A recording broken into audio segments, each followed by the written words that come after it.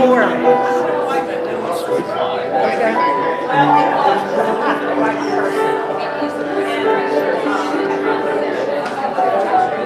We'll go up here in front. There, that ought to be good. Excuse me, May. Thank you. Sure. Thank you. And the second I saw it, it ran all the way down the driveway.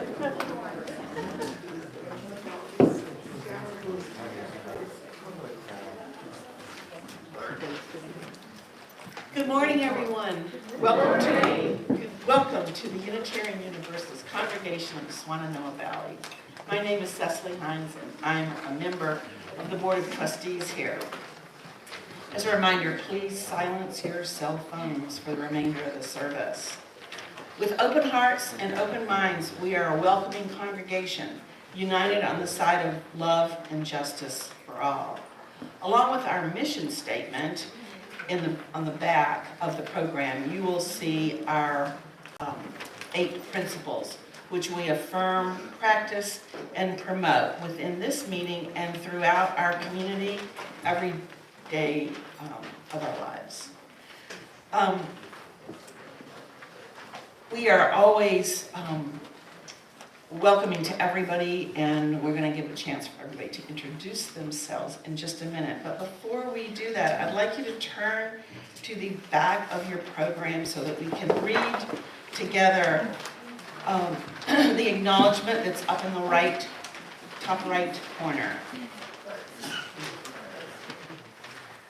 UUCSB acknowledges with respect that the land we are on today is the ancestral home of the Cherokee and of other indigenous people.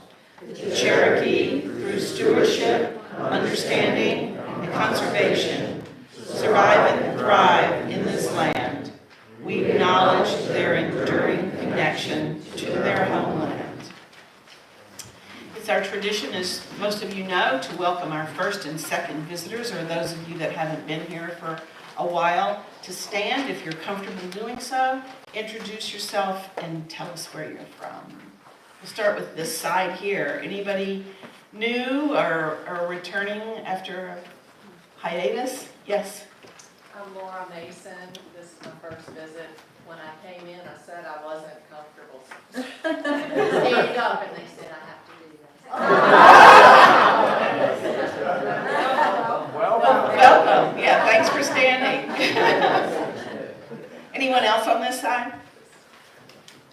How about over here on the right? Anyone on this side? My name is Anita Kurz. My husband and I moved here from the Panhandle in Florida during COVID, because everybody moves during COVID, right? I was very involved with Unity down in Florida for years, so it's kind of a natural connection there. Wonderful. Wonderful. Thank you for coming. This is my husband who's not going to stand up. Anyone else on this side that would like to introduce themselves? Okay, well, thank you all for coming. We'd love to get to know each of you much better. And so we encourage you to fill out the card that you'll see in the back of the pews, and you can drop it in the collection plate or on the table as you exit. Join us for our coffee hour afterwards, and also feel free to ask questions and speak to anyone who's on our membership committee. And I'd love to ask the membership committee members to stand, please. So ask any of those individuals, if you see them at coffee hour, any questions that you might have. So we hope we'll see you at coffee hour. I have just a couple of more announcements. It is auction time, as you all know. This is our largest fundraiser of the year, and I think it's going to be super fun this year. Online bidding starts today, right after the service, and the gala is next Saturday, the 10th, from 5 to 8, and it includes Food, beverage, raffles, silent and live auctions, and live music, and should be a lot of fun. It's a real fun for the community just being together. We have helpful auction team members who will be in the portico today with their laptops ready to help you register, explain the bidding, buy tickets for the gala and for the raffles. If you'd like to bid on any item in the live auction, but you for some reason can't attend, you can send an email with your highest bid to Evan Yannick, and he will place it for you, and that will be available out in the portico, that detail. So if you want to like bid on something for the live auction, you can get further information there. Also, announcement about a wonderful event this afternoon. We Are Seeds, Songs of Rebirth. This is at 3 o'clock this afternoon. The women's choir, Sahara Peace Choir, and soloist Allison Tynes Adams, who is here in our choir frequently, will perform this song, We Are Seeds, Songs of Rebirth, under the direction of our choir director, Linda Metzger. And it'll be right here. The songs will welcome the new life of spring, especially in our storm-ravaged mountains, and we will include songs against hatred, as well as songs of deep healing. Your love donations will entirely benefit Swannanoa Communities Together, a nonprofit grassroots community service organization in Swannanoa offering fresh food, baby and children's goods, and monetary assistance to the many still facing a lack of permanent housing in this area. It is our hope that our music will provide you rejuvenation, community, and peace. Please join this afternoon. And I need to read my final announcement. On behalf of our board, we would like to thank all the folks who helped with the improvements in our memorial garden. The gazebo was pressure washed, stained, and new benches added. The ash garden is encircled with river rock, and there are now stone walkways too. A birdhouse was built and installed for us and already has chickadee residents. There is also a bird bath getting plenty of use and new planted flowers. And to top it off, we have a beautiful sign that was made for our ash garden by our resident sign maker, Mary Soynova. And it has been installed already, so thank you, Mary. And now, let our service begin.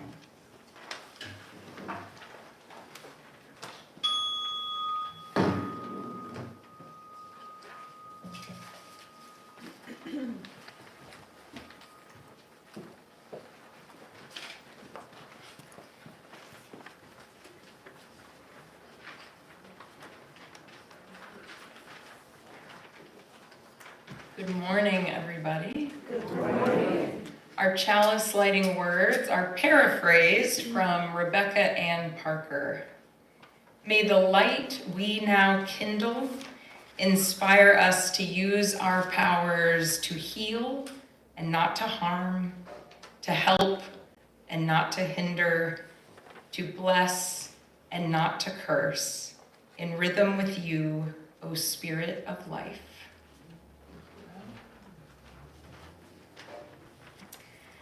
I'm grateful to you all for having me. I've met a lot of wonderful people since moving to the Asheville area, and a lot of them attend here in this congregation and speak of this place so affectionately. So I'm very grateful to be your guest this morning. The abbess Zenki Blanche Harmon describes the Zen Buddhist practice of beginner's mind like this.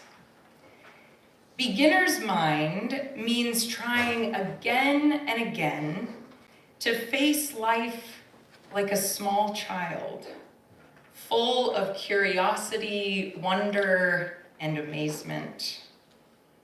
This means relinquishing our preconceptions and expectations, our judgments and prejudices. Beginner's mind is just present to explore and observe things as they are. Harmon tells the story of having lunch with her small child, Indigo. She says there they were having lunch, and Indigo saw an object on the table and got very interested in it. He picked it up, started fooling around with it, looking at it, putting it in his mouth, banging it on the table, just engaging with this thing without any previous idea of what it was. For him, it was just interesting, and it was a delight to see what he could do with it. You and I would see it and say, it's a spoon. It sits there and you use it for soup. For us, it does not have the myriad possibilities that he finds in it. Harmon asks, can we look at our lives in such a way? Can we look at all aspects of our lives with this in mind, open to see what there is to see? In preparation, let's sing together. Number 1031 in your teal hymnal, filled with loving kindness. Please rise in body and or spirit. We have not done this before, so I will play it through once before you sing it. And if you look down at the bottom, you will see that we will sing it 3 times and change the pronoun each time. Excellent.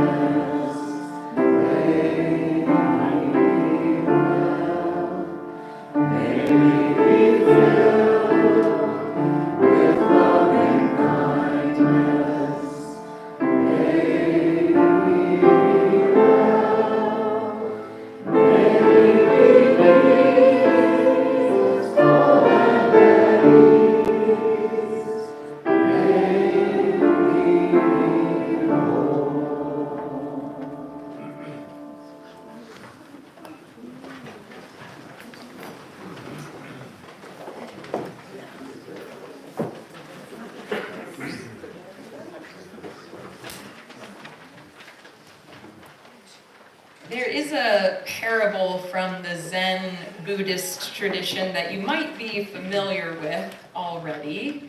The telling I'm going to use comes from Suzuki Roshi's work, Zen Mind, Beginner's Mind. And here's how it goes.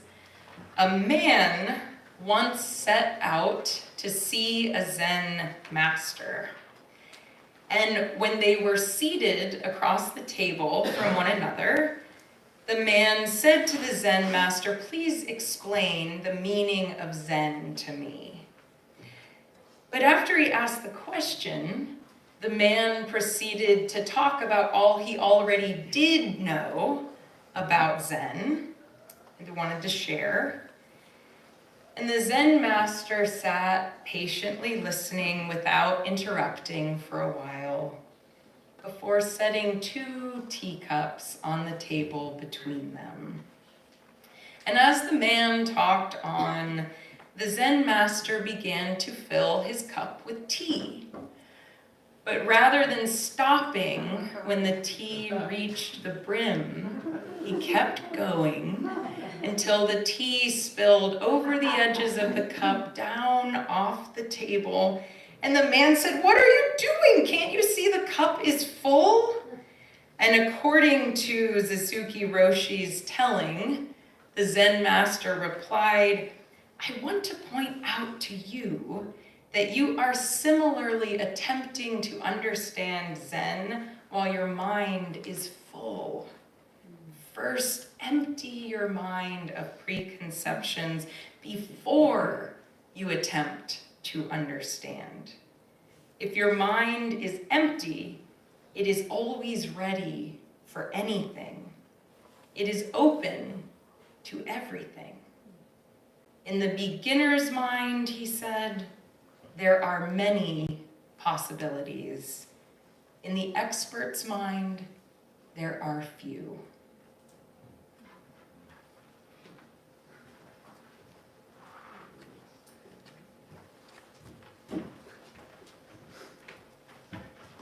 It's now that time in the service where we invite you to come up and share a joy, a sorrow, a concern that you may have. We ask you to come to the altar and utilize the 4 elements that we have here: the fire that burns away what we don't need anymore and the air that fuels it, the stones that keep us rooted and grounded in Mother Earth, and the water that washes us clean. So please come and share.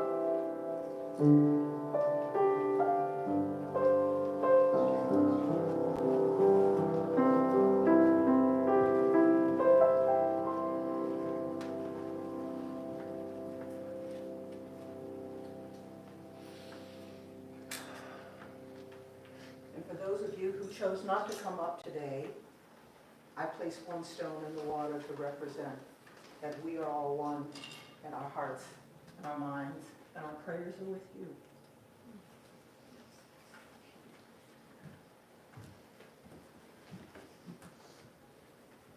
So it's now that time in the service where we ask you to share the bounty that you have so that we can remain bountiful and share with our community.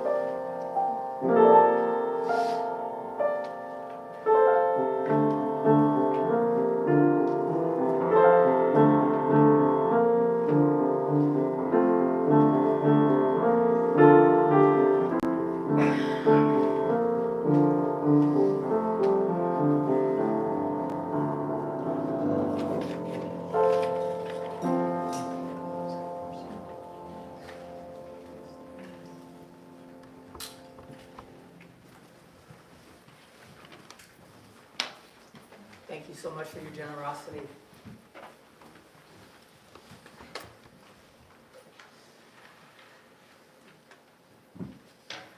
So now it is my pleasure to introduce the Reverend Eve Stevens.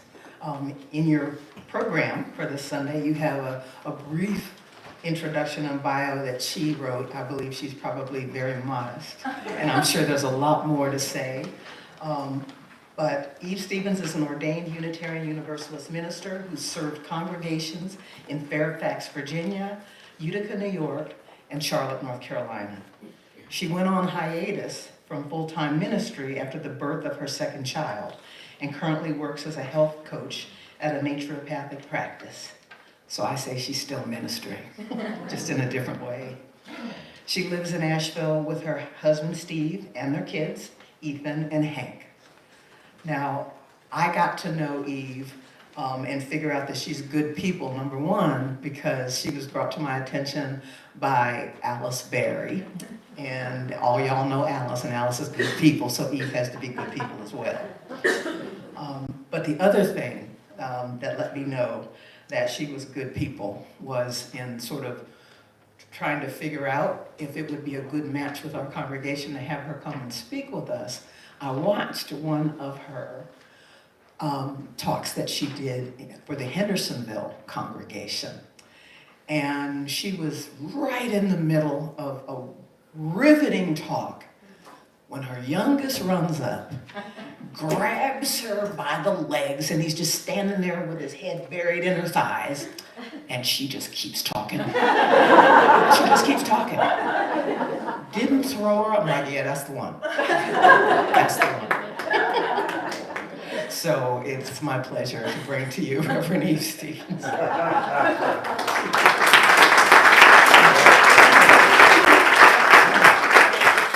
Thank you, Ro, so much. And I decided not to bring them on the first impression, but I will bring them next time, probably.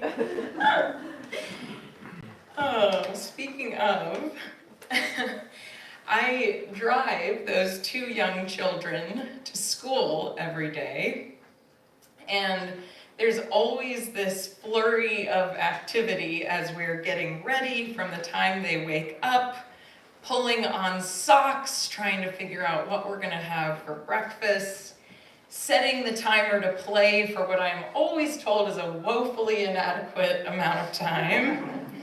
Then we stumble toward the car, I strap them in, hand them their toothbrushes so they can multitask on the drive. Before I hop in, notice for the 80th time the pile of trash in front of the passenger seat, shake my head, Eve, and start driving. There's never any lack of conversation during our drives. And somehow, wherever my mind is as we're making our way, my kids are able, most mornings, casually, out of nowhere, to pull me with them into a state of wonder. Once my oldest child, Ethan, asked me, "Mommy, what are those ropes in the sky?" And maybe you can picture right away what he was talking about, but I had no idea. So I looked around everywhere, just taking him at his word and looking for actual ropes in the sky that somehow had escaped my attention all this time. The lines that planes leave behind? No! My youngest, Hank, also seemed to know about these ropes in the sky and find me comically out of touch.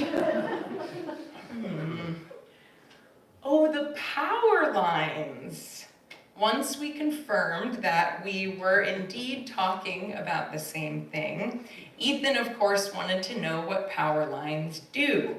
And if you are an electrician, I apologize to you in advance. But I said, well, they do a lot, I guess. One thing is they carry light from the grocery store to your school to our house, so that when we flip the switch, the light works.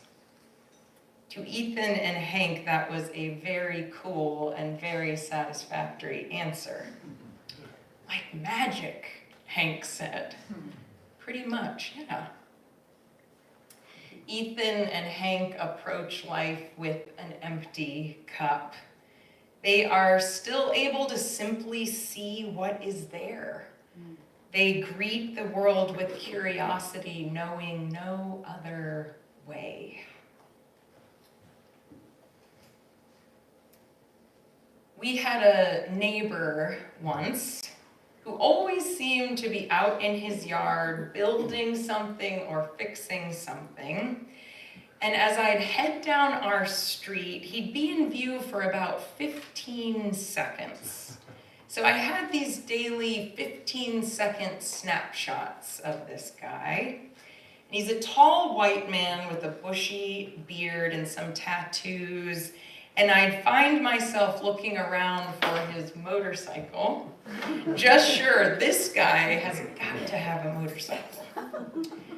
The first few times we ran into him while taking a walk, we'd exchange a few pleasantries, and I noticed there was a tattoo on the inside of one of his forearms that seemed particularly bold and pronounced. But it was always mostly covered, and I could never get a good look at it without being rude or making it too obvious that I was trying to figure out what it was. All I could get out of the corner of my eye were flashes of something red. And I decided, having grown up in a rural South Carolina town, that he must have grown up in a rural South Carolina town. I knew that we would not agree politically, best to avoid it altogether. And I grumbled to myself about how he obviously felt comfortable sporting what I was certain was a Confederate flag tattoo. So one evening, my neighbor and his wife and their 3-year-old were sitting around the fire pit in their front yard. As we came back from our walk, they asked us to join them around the fire. Delighted to have a playmate for our kids and adult conversation, who cares about what? We said yes. As it turns out, my neighbor with his long bushy beard and his wife had just moved from Chicago. He stays home with their daughter while his wife works during the day.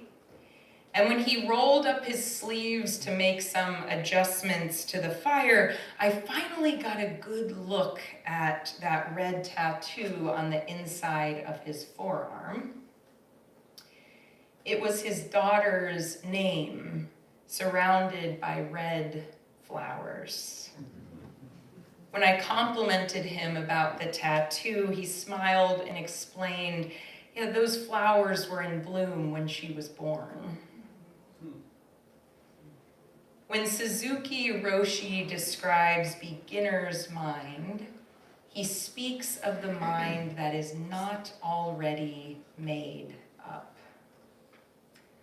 On the walk back to our house, I tried to declutter my mind of whatever other preconceptions and assumptions about this man that I had collected and stored there 15 seconds at a time, trying belatedly to make some room for all I did not know about him.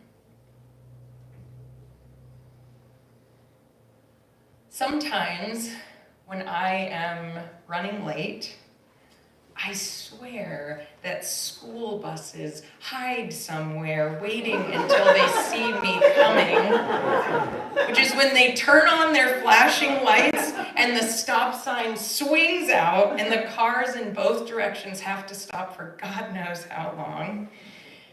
And often when this happens, I sit there cursing the fates, feeling an eternity tick by before finally, I'm able to move forward and go about my day. But the other morning, I was not running late yet, and I was returning from an early morning swim. And the rhythm of my arms and legs, the bursts of cool air, and then the warmth of the pool with each stroke, the feeling of being held by the water, had emptied my mind for a moment of its clutter. And there it was, a school bus, lights flashing, stop sign extended. No matter what the driver of each car was rushing toward, everyone stopped in both directions, and we waited. We watched together as this precious, pint-sized being walked around the bus, oversized backpack bouncing to and fro, and climbed inside. I was struck still by the beauty of this ritual, as if I had never seen it before. When a child walks into the road for a moment, everything stops. For that moment, they become our child.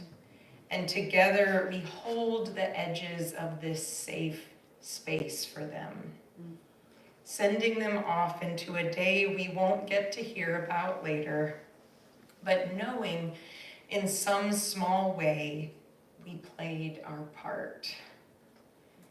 In the early morning light, an experience that had become fixed and stale and tiresome was somehow new again. The Buddhist abbess Blanche Harmon writes, "Beginner's mind is the mind that's just exploring, open to whatever occurs, curious, seeking but not with expectation or grasping, just being there and observing and seeing what occurs, being ready for whatever experience arises in the moment." This practice of clearing our minds to receive the world anew, as if for the first time, makes it possible for us to begin again in any moment. We don't need to wait for a change in season or some pivotal transition in our lives. Beginner's mind is always there inside of us. If we are rushing ahead with our day and forgetting to be amazed by the world around us, or we see someone and decide within seconds that we know their story, what they think, how they act, who they are, or when we forget that something mundane or routine is sacred. It is in our power, with practice, to pause, breathe, clear our mind of certainties, and begin again, curious and open, it will keep happening. We will be fooled again into thinking that we already know everything we need to know. We will feel at least a dozen more times just today a busy mind that tells rather than listens, projects reality rather than receiving it. But if we pause long enough, hold still long enough, and just notice, take note of what we are thinking or feeling, in that beat, that space, that quiet, the possibility of a new awareness emerges. It becomes possible to notice when we've stopped really seeing something or someone that we look at every day. To notice when we feel awfully, steadfastly, unmovingly certain about something or someone. In that pause, we may notice that our mind has grown full, so full that there's no room for wonder and beauty to surprise us.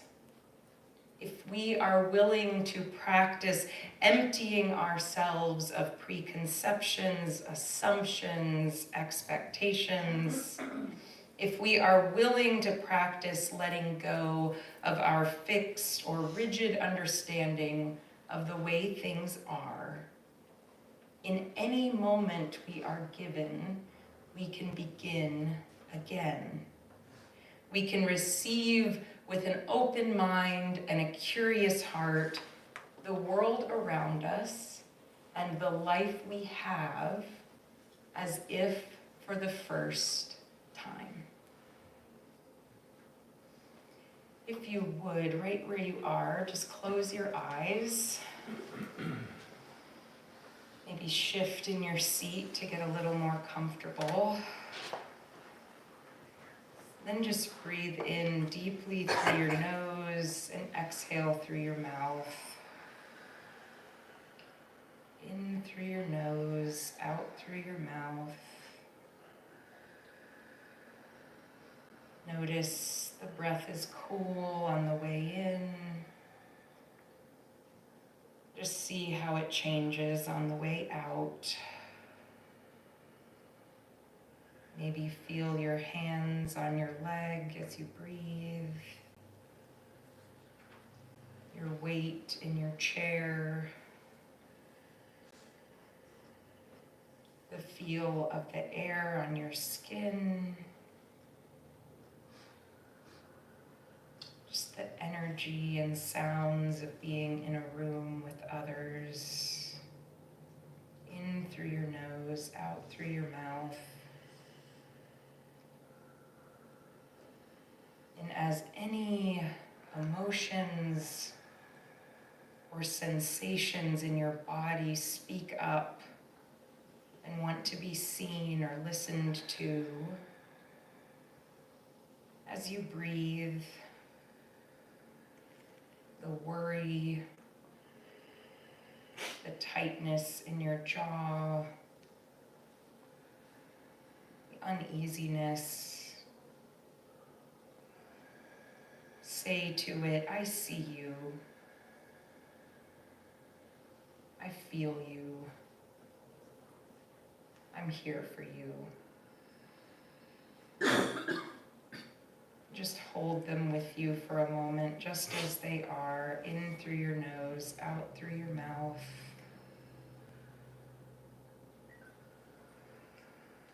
Pause, breathe, begin again. Blessed be. Amen. We're going to sing our final hymn together, also in the teal hymnal, number 1009, Meditation on Breathing, and we'll have some help, thankfully.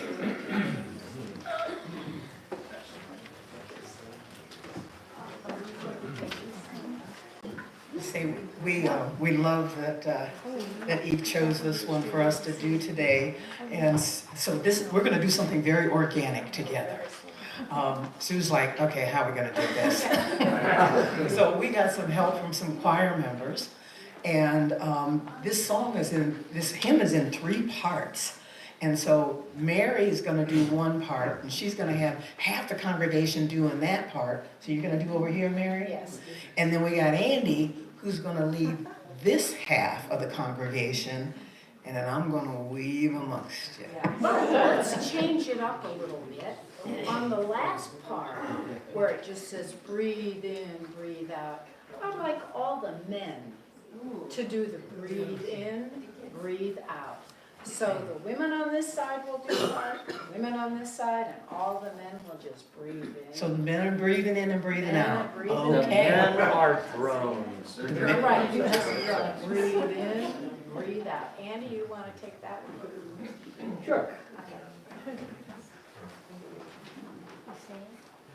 We'll make sure, yes, please stand if you're willing and able. And we'll do the first part so that the folks who are doing the droning part, the breathe in and breathe out, get it. And then Mary will demonstrate the part that the ladies are going to do. All right? Okay. What are you doing? I am doing, you watch. Okay. Watch me. Go for it. Breathe. When I breathe in, Sorry. I breathe in peace.